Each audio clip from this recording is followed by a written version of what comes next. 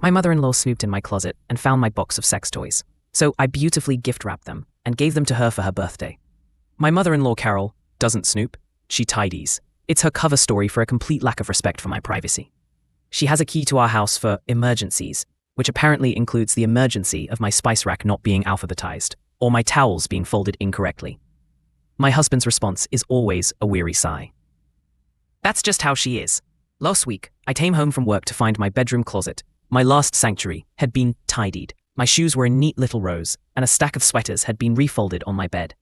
But sitting squarely on top of my dresser, as if on display, was a discreet, grey storage box.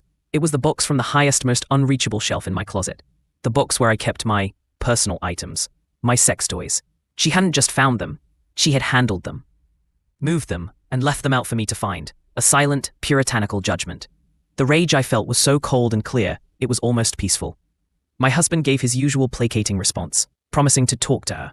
I knew that wouldn't work. Carol only understands grand, theatrical gestures. And her 60th birthday was on Saturday. I went to the most expensive stationery store I could find. I bought a huge, beautiful gift box, shimmering silver wrapping paper, and a giant, tasteful silk bow. I took the grey box and every single item inside and lovingly arranged them in the gift box with layers of delicate tissue paper. It looked like a luxury hamper. At her birthday party, surrounded by her church friends and our entire family, I presented my gift. Carol, I said, my voice full of warmth, I know you've been curious about my things, and I just wanted to share. She beamed, delighted by the heavy, beautifully wrapped present. She peeled back the paper, lifted the lid, and then froze.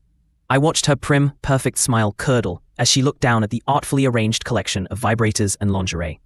A collective, horrified gasp rippled around the table. I leaned in, my voice a sweet whisper only she could hear. Since you went to all the trouble of getting them down from the top shelf, I thought you should have them. Happy birthday.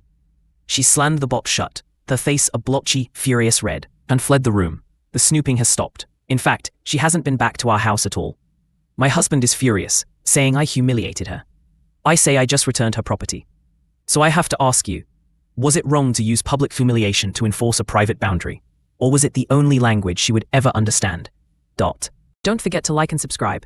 I post new stories every day.